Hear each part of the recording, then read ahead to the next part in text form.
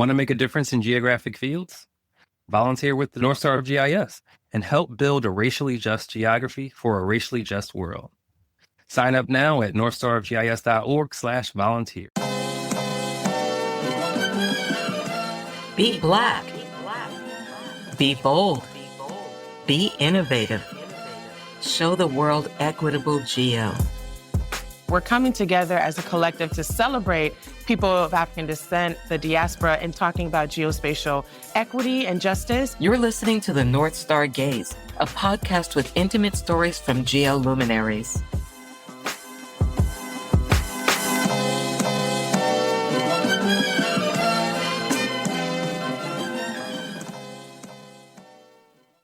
Welcome back to another episode of the Northstar GAZE. I'm really excited today to welcome Lynn Pinder and Kimberly Armstrong. Lynn is a co-founder of Baltimore Green Justice Workers Cooperative, which is a community-based nonprofit working to advance green workforce development and climate resilience in frontline communities in Baltimore. Lynn has over 3 decades of experience in adult education, environmental justice, and nonprofit advocacy. She's a Baltimore native and is a passionate advocate for community collaboration in cooperative economics. She's been working to connect people and organizations with the resources, partnerships, and training to build healthier and more resilient neighborhoods. We also have Kimberly Armstrong. Kimberly is the Chief Advisor for Urban Clean Energy Advisors and co-founder of Baltimore Green Justice Workers Cooperative.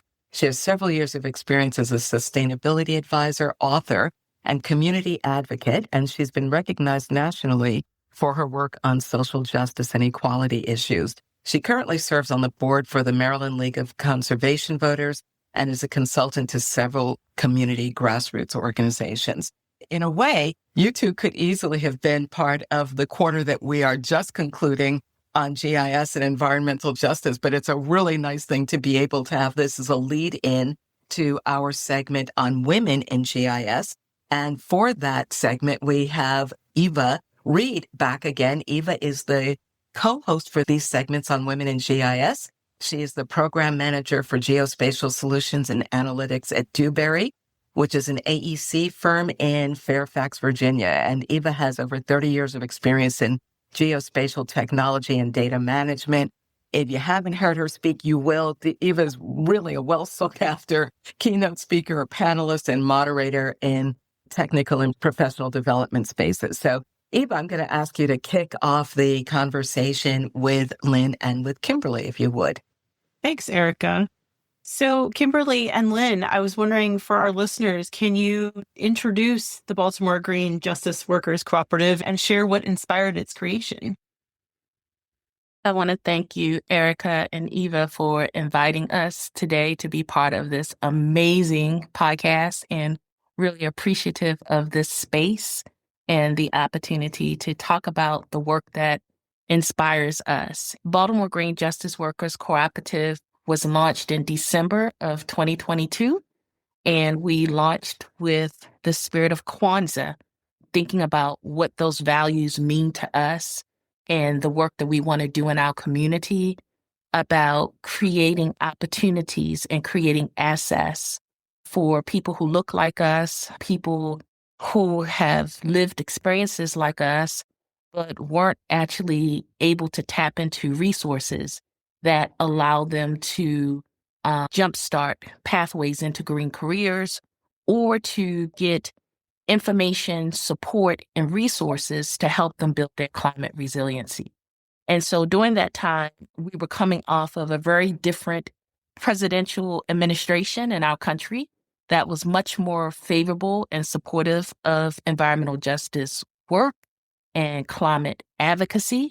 And there were a lot more resources that were available. And I remember Kimberly and I having a conversation saying, you know what?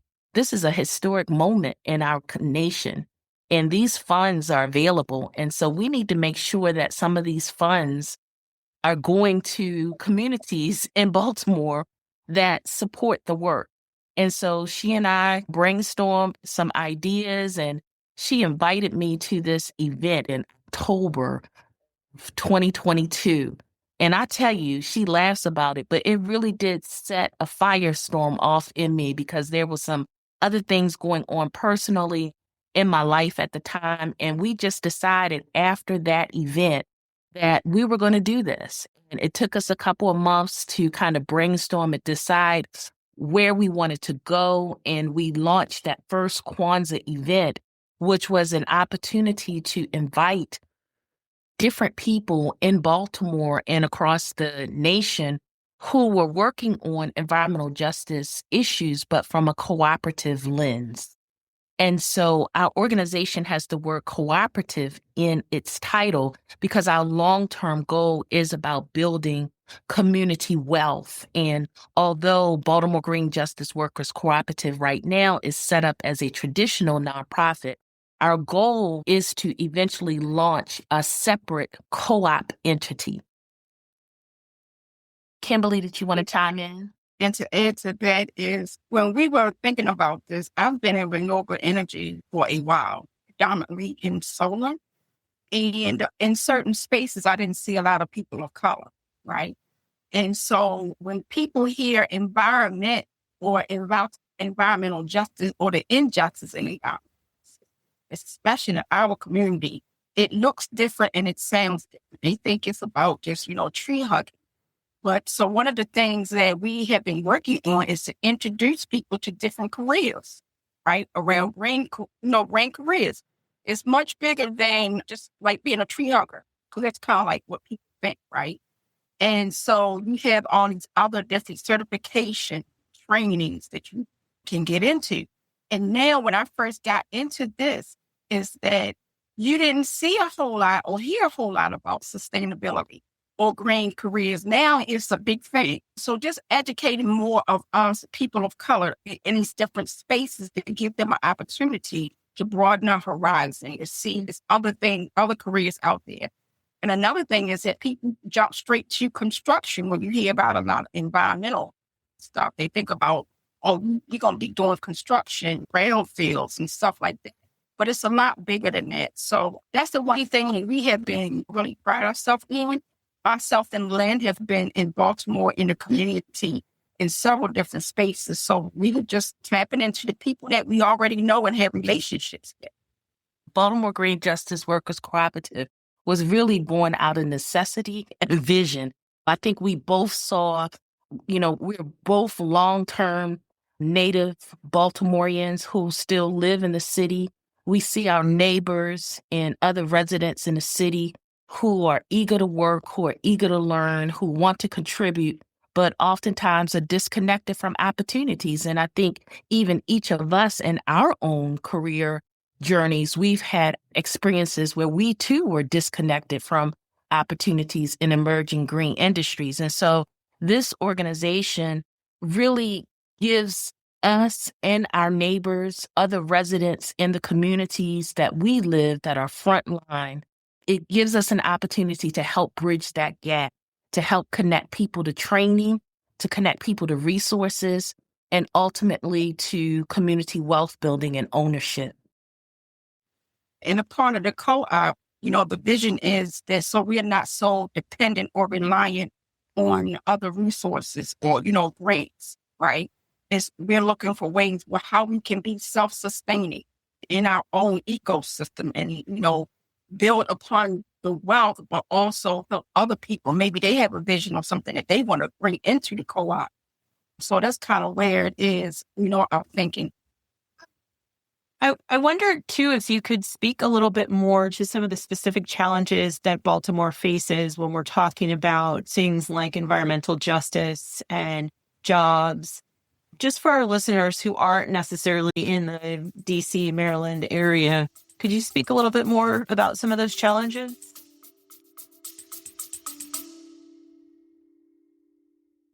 Invest in racial equity and geography.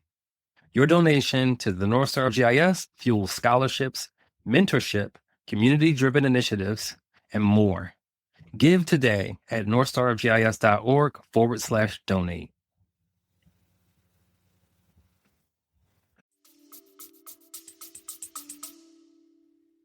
Absolutely. I think in Baltimore, we're dealing with some layered challenges. You have pretty much some similar challenges to Washington, D.C., we're talking vacant lots. We're talking illegal dumping. We're talking poor air quality. We're talking extreme heat. We're talking limited access to green spaces. We're talking lead poisoning. We're talking issues that span cities like Baltimore. We're talking redlining. We're talking environmental triggers that cause asthma. We're talking lack of tree canopy. We're talking public health or lack of access to, insurance to create, health. It's like our city and other cities like Baltimore, it's a model that didn't just serve communities, but, we're centered in them. And the experiences that we have, we're talking systematic barriers, environmental racism, where you have communities that were, created out of racism and redlining that causes some of the main issues that we're still dealing with today. If you go through Baltimore, one of the biggest things that people talk about now are these vacant and abandoned buildings, but a lot of it was because of neglect, and it was systematic neglect. You had organizations, institutional anchor organizations buying blocks and just letting them sit there and decay for 10, 15, 20 years. And so there are a lot of compounded issues that play into the fact of what's happening, not only in Baltimore, but I think across the United States. And it's not a cookie cutter approach to what happens in these communities. Each community has its own unique issue, but they're just as relevant. Absolutely. You mentioned redlining, which is of particular interest to me. I had written an article a couple of years ago about it and dove into the variety of issues that happen as a result of redlining. Redlining continues into present day. I was thinking about some of the things that you mentioned and how they all really do tie together. And I wondered, how does that then influence you or spark you to do the next thing? For me, is that growing up in Baltimore, working on environmental justice isn't something we just woke up and said, hey, let's do this. We live this. Whether or not I'm working it as a paid job or if I'm living it and dealing with the after effects, it's what we experience in our everyday lives. And so it's really having the resources and opportunity to make the decision that, hey, I actively want to do this. That's what we did in creating Baltimore Green Justice Workers Cooperative. This is my second time around launching a nonprofit to work on EJ issues. When I was in my early 20s, I had the opportunity to launch a youth organization where we were organizing young people in Baltimore around environmental justice issues. And we primarily focused on lead poisoning awareness and environmental triggers that cause asthma. Over time, if you live in a city like this, you can't help but work on these issues in some way. And, there's so many other segues. We didn't even talk about food apartheid in Baltimore and the different issues with that. And so for me personally, I think it's important to be able to understand what's going on in my community, what's impacting me, my family, my neighbors, and being able to address it in a way that helps foster solutions and resources. And that's what Baltimore Green Justice Workers Cooperative is doing for me as well as for my community. It's allowing us to bring resources to touch on issues that are impacting where we live, while also providing resources and support to help people where we live and help ourselves be able to jumpstart career pathways into green careers that often don't see a lot of people that look like us. Thank you so much for that, Lynn. I've been listening to you and to Kimberly. And the funny thing is, everything that you've said, I hear through the lens of geography. When you talk about access to healthcare, exposure to environmental risks, all of those things are things that happen in a place. So whether you're a GIS professional or not, whether you're a person living in a community, you are impacted in a place. And this is where GIS has the power to really help create different kinds of solutions. So I'm getting excited about the work that you're doing in all of the geographic implications of that. You talk about, to me, justice is a geographic issue, right? Where do I live? Where do I play? Where do I worship? How is my health in these areas? And I'm going to take a moment to do something I don't think I've ever done on this show. I want to give a shout out to the Biden administration for the work that they did to create better environmental outcomes. The one thing they failed to do was to ring their own bell to say we're doing something important in this area. But you talked about the funds that they were putting into communities that you were able to tap into. So I'm just like, here to the Biden administration. We appreciate what they were doing. Another administration will give greater importance to that type of work.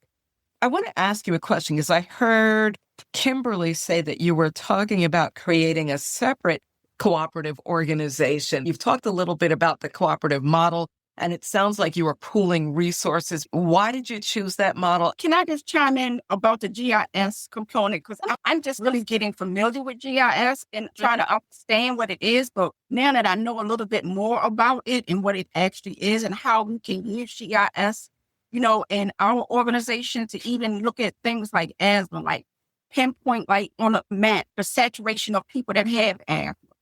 We can do something around public health, because people may have asthma younger, but then as you get older, it could turn into COPD, where you see people having to use oxygen tanks, right? So I'm just now getting very familiar with it and really understanding how powerful it is. So we have cooperative in our name is because we're looking at futuristically how we can have other business or start our own business so we're not so reliant and dependent on other people. Like funding, like grants, things like that, because they're iffy and you have to write so many and you may not get awarded. If you don't get awarded, what's the next move? What's the alternative, right? So those are ones, just thinking outside of the box, like what the co-op could be and what we're looking to do with the co-op. And just to piggyback on that, Baltimore Green Justice Workers Cooperative, we utilize a cooperative model in everything that we do. Kimberly and I both co-lead the organization. We work with other community-based organizations across Baltimore City to identify resources and support to be able to grow our capacity as an organization, as well as to continue doing the greening projects and other climate resilience projects that we already do and to strengthen our capacity to do that. So that's one way that we operate cooperatively. However, there is a whole co-op movement, and the United Nations has a division that supports co-op work around the world. Baltimore is probably one of the fastest growing cities supporting the co-op movement, where you have groups of people coming together to cooperatively form a business that's community owned. And so it would have to be a separate entity because as a nonprofit, our goal is not to be for-profit driven, but to be solution and mission driven. And so the cooperative would operate separately as a wealth building, community owned, economic, cooperative development entity. Okay, great. That makes sense. I also heard Kimberly, she said, oh, it's not just tree hugging. Not that there's anything wrong with tree hugging. I'm a bit of a tree hugger myself. But can you give us some examples of the types of jobs or training opportunities that you are introducing people to? What is a green job that somebody in our audience might not have heard of? Well, we are a pre-apprenticeship. So at the end of our training, it's really just the beginning of the training for individuals who come through our organization. So we had a pre-apprenticeship that we did around offshore wind and related industries. And the goal of that pre-apprenticeship, once they came through the 12 weeks and they got the initial OSHA 10 certifications, HAZWAPA 40 certifications, some other different type of skills training certifications, was to try to get our trainees into paid apprenticeship programs that will allow them to continue that learning path, that professional development and training path. Our training is creating a pathway to help lead them into that journey of obtaining whatever green career they're interested in moving into. We also have a GED program that we do in collaboration with a local church here in Baltimore. We have been working to revamp the curriculum, which is prepping adults to gain the competencies they need to pass all 4 sections of the official GED exam so they can earn their Maryland high school diploma. We've been working over the past 2 years to revise the curriculum to be able to infuse climate literacy. Last year, we received a grant through the Maryland Energy Administration to infuse offshore wind and related industry awareness into the curriculum. Last year, we also received a small grant to do some solar power education and solar power battery storage options education. So our goal is to raise awareness about the various different types of opportunities. And as Kimberly mentioned, to help people think bigger than what they're often told a green career looks like: construction, landscaping, and those careers are wonderful, but helping them see the broader opportunities and what a possible green career could look like by connecting them with different people in the industry to be able to talk to them. And right now we're doing that through the offshore wind and related industry pre-apprenticeship and our GED program. The other way that we're realizing, and it kind of happened over time, is that we have an internship program that we do for college students. And over the past 2.5 years, we've had some wonderful college students from local colleges and universities here in Baltimore to come in and help us in the various different areas. Climate change, we had a climate change intern. We had a media communications intern. We currently have a GIS intern who is amazing. His name is Krishna Mumadi, and he is now our GIS fellow that's really working with one of our board of directors, Dr. David Paget. And I really have to give a public shout out to the two of them because they have the GIS expertise and they are pulling Kimberly and myself along and the whole organization and the communities that we work with by helping us get a better understanding of how we can fuse GIS into the work that we're doing. I'm so excited to hear about the work that you're doing. You call this pre-apprenticeship. It really sounds like people coming through your programs are coming out with an advanced set of skills. Where's the pre in that? It seems like they'd be ready to hire pretty much coming out of your programs. But this seems like part of a broader solution to both climate inequity and economic inequity. How do you see the work that you're doing leading to greater solutions? Is it job creation or is it job readiness? What do you see as the bigger issue here? I don't think it's one over the other. I think it's both. I think as an organization, we are creating history daily because we have created this space and we don't know the answers. We're still learning as we go. And I think that's the beauty in it, is that there's no limitations for us because this is something that we were blessed to be able to create and launch and grow over time. And so it's definitely through the pre-apprenticeships and the GED program an opportunity to help people become job ready, but it's also a space where we can groom, if we have the resources, to be able to create jobs and create a space where a person can grow with our organization into a long-term career. Some of the things that also people look at or may not know is that these different kind of certifications, like there's a certification for sustainability. There's a certification for leadership in environmental engineering and design, right? And these are the kind of skills that people can, I call it the C-suite. So a lot of times when you get into these different fields is that having some of these quote unquote other letters behind your name, you know, I know we said a lot of acronyms and things of that nature, right? But the green space is just so broad. So even when you think about solar, there's NABSAT. You have to get certified to look at how you do the measuring for the solar panels that go on the roof. That's a job right there. Sometimes that's the only thing that people do. You have solar developers. You have installers. So there's a whole list of things or different kind of careers that people could get into.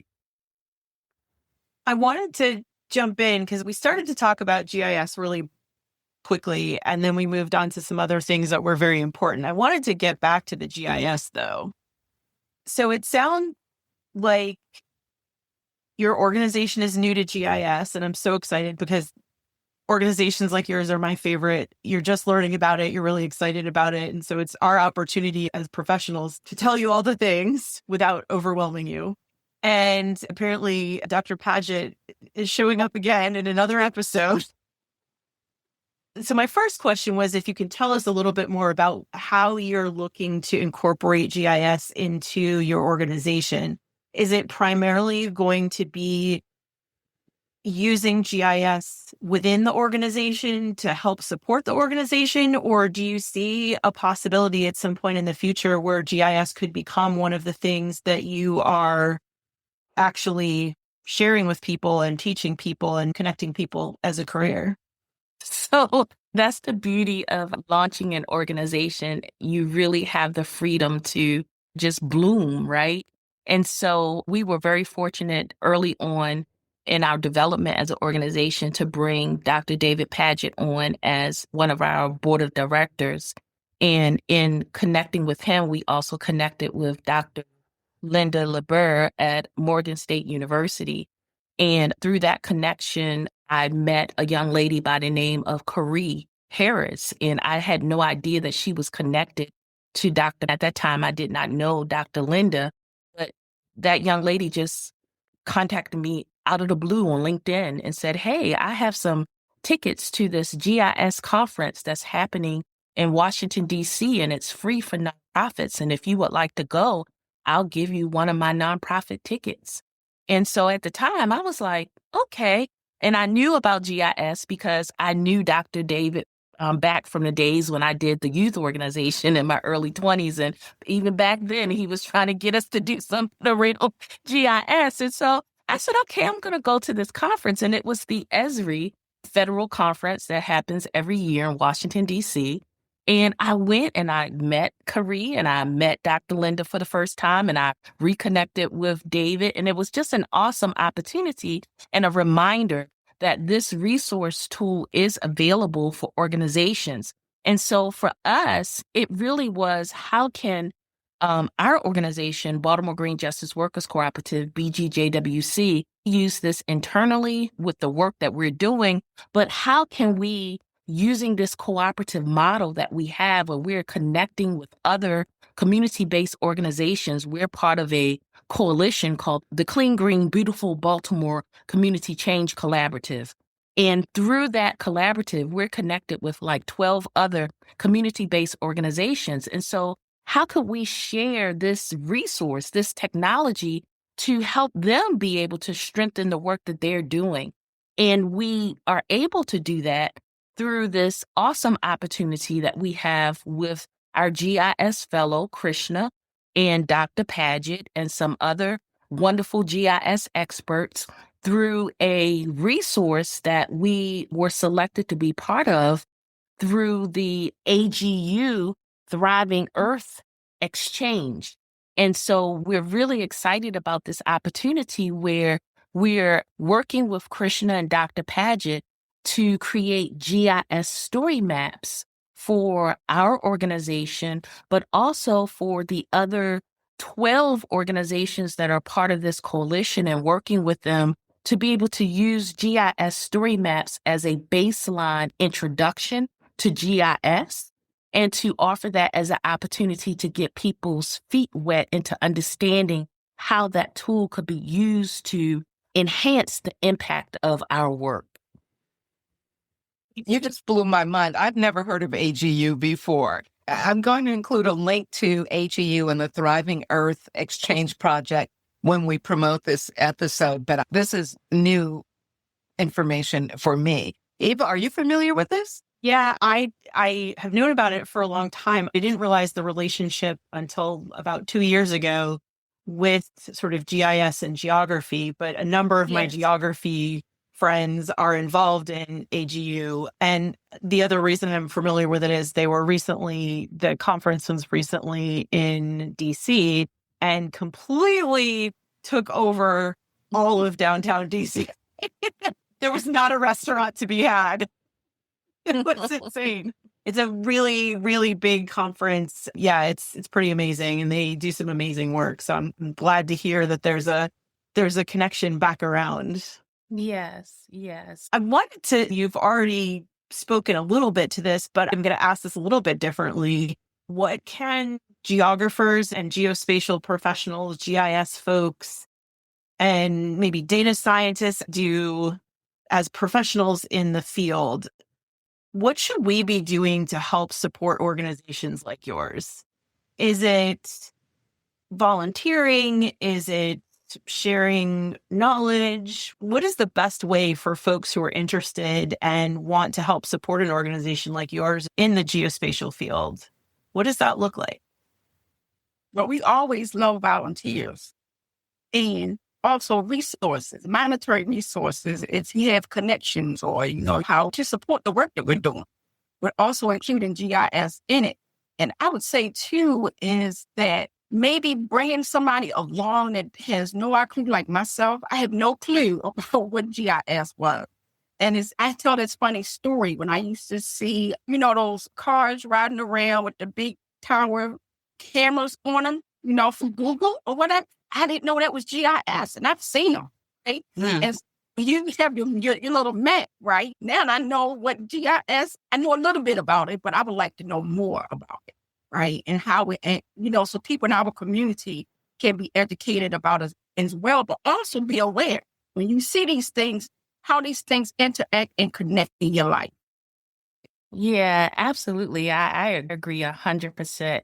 I believe there's really a real opportunity to co-create, bringing the technical, professional experience of the GIS professionals that you mentioned, and then our own lived experiences, community residents, creating more opportunities for residents to be trained to be able to use the tools themselves, because that's where the real power really starts to shift. And when we talk about why we started Baltimore Green Justice Workers Cooperative, one of the key things in our mission is about shifting power dynamics. And the way you shift power dynamics is through education, access, and action.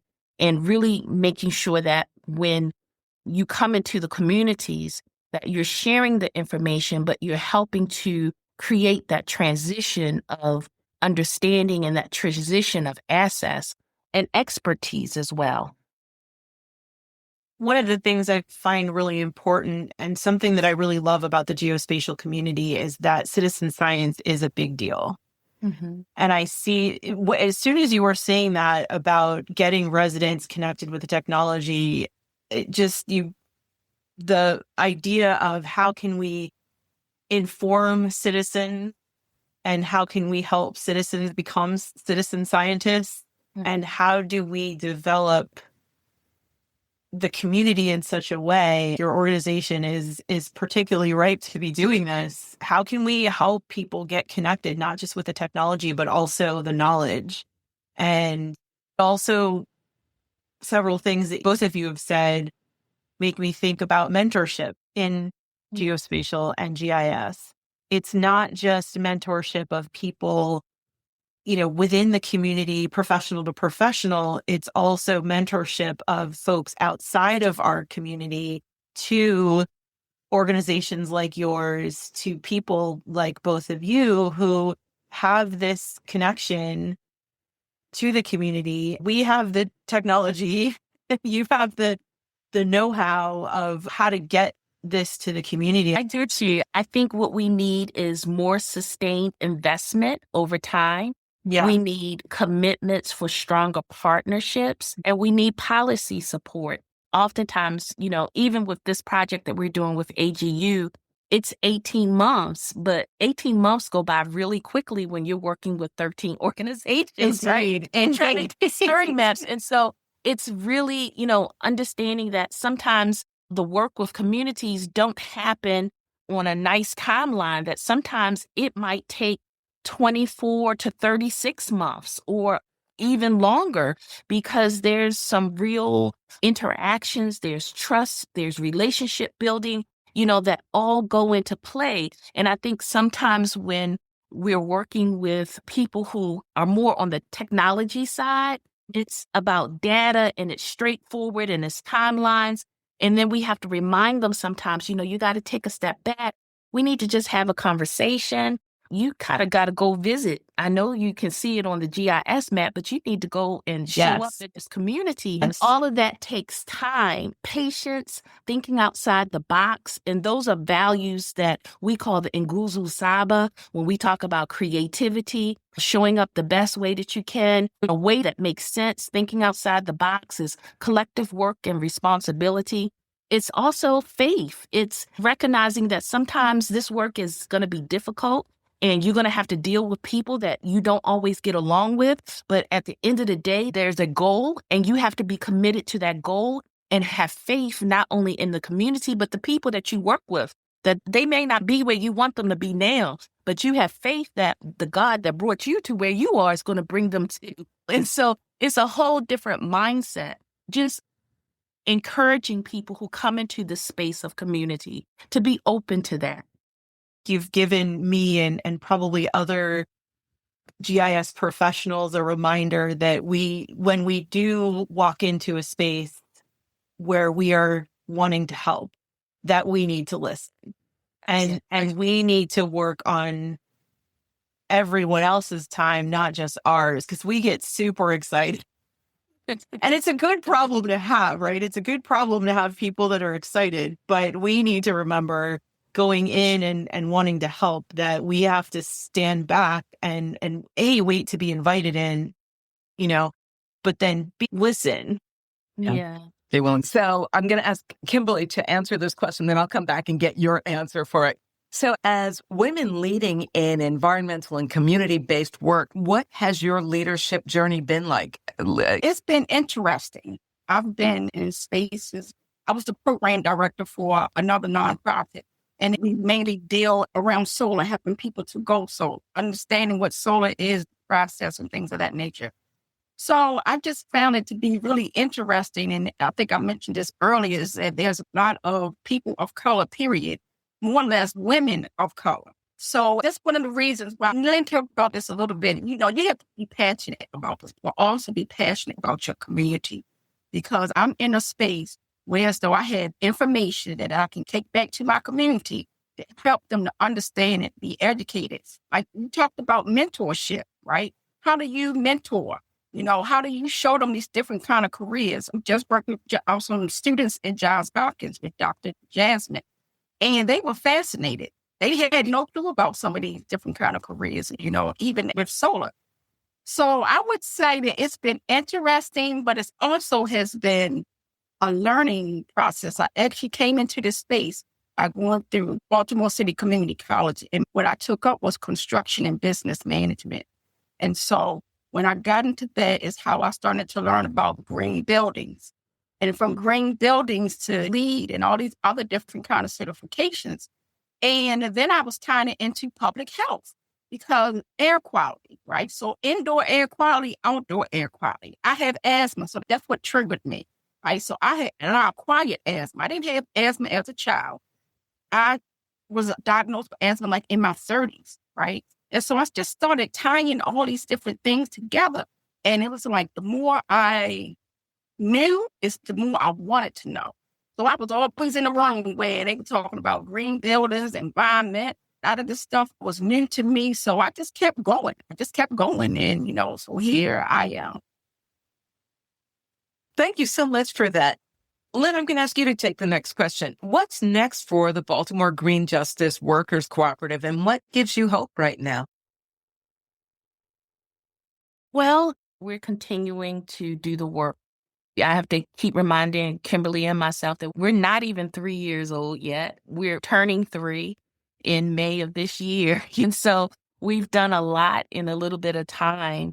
And so I think for us is to continue deepening the root of the work that we do, building our capacity by strengthening our board involvement, by strengthening our connections with the community partners that we have here in Baltimore and throughout the region and even across the country and now internationally as well. I think also really taking the time to create a safe space in our organization where we could bring in people to develop BGJWC at the next level. So, Kimberly and I started this, but, we don't plan on leading it forever. So wanting to make sure that we have a structure in place where other people can come in and take leadership and just run with it. I think the work that we do, and I always laugh and say, it's enough work for everybody. It's enough work for everybody. And so I think the uniqueness about our organization is that we're coming at it in a way that is more cooperative. We're coming at it in a way that is from our own lived experience. And we're coming at it in a way that has our own flavor to it. And that's what makes it unique. What gives me hope right now is just the interactions that we're having with the different community groups that we're working with the young people that we're working with through the internship program, the Baltimore Green Jobs Academy, which is doing the GED program and the pre-apprenticeships. And just knowing that people are hungry, they are hungry for this. And just making sure that we are connected with organizations and individuals that are willing to invest in the work. And that gives me hope because as of this year, we're able to exist because of investment. And we're so grateful for that. And just wanting to make sure that we're good stewards of that and that we're doing our best to be able to create a space that will create even more access and opportunity. And just that in and of itself gives me hope. You have made me hopeful. I'm so excited to hear about what you are doing, how you're exposing people to careers that they might not have known existed, giving them training so that they've got skill sets that enable them to enter into the workforce from a position of strength. I'm so impressed with the work that you're doing. When we follow up and get this episode live, I'm going to make sure we link to your website. Is there anything else besides the Baltimore Green Justice Workers Cooperative that we should be linking to so that people can get more information about you? I'm going to also promote AGU, Thriving Earth Exchange. Is there anything else that we need to be doing to let people know about your work? I think that's it. I'll also put in the link. We have a separate link for the GED program, but I'll put that in. Send it to us. AdultLiteracyRocks.org. Okay. And I'm glad you gave that shout out to the Biden-Harris administration. But you also have to give a shout out to people like Vernice Miller-Travis and Peggy Shepard and Dr. Mildred McLean, the late Cecil Corbin Mark and the late Donald Smith and Dr. Bob Bullard and all of these amazing people that I haven't even begun to even name, in addition to them, who have really been fighting this fight for a long time and really put the gas under people like President Biden and Vice President Harris to be able to create those sorts of opportunities. I'm going to say two more. Too. My co-host for the first quarter was Dr. Adrienne Hollis, and the person who closed out the environmental justice episodes was Dr. Mustafa Santiago Ali. But there's so many. Dr. Beverly Wright. Goodness, there's so many really extraordinary people doing this work. Tom, who runs Indigenous Environmental Network, the late Connie Tucker, who used to be down in Atlanta, the late Dana. My goodness. I mean, it's just so many people that let me say thank you. Thank you for the work that you're doing. Thank you, Kimberly. Thank you, Eva, again, for doing an awesome job in helping to bring together some really outstanding speakers for these episodes on women in GIS.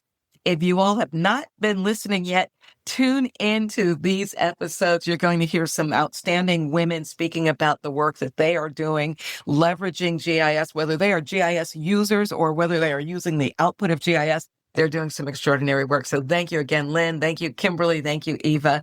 I truly appreciate you. Thank you.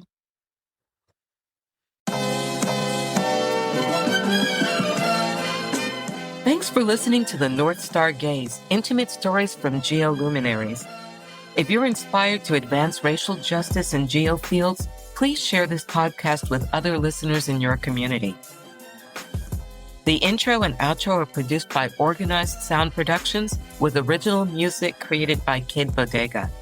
The Northstar GAZE is produced in large part by donations and sponsorship. To learn more about Northstar GIS, check us out at northstargis.org and on Facebook or Instagram at GIS Northstar. If you'd like to support this podcast and Northstar of GIS, consider donating at northstarofgis.org/donate. Or to sponsor this podcast, email podcast@northstarofgis.org. You've been listening to the Northstar GAZE.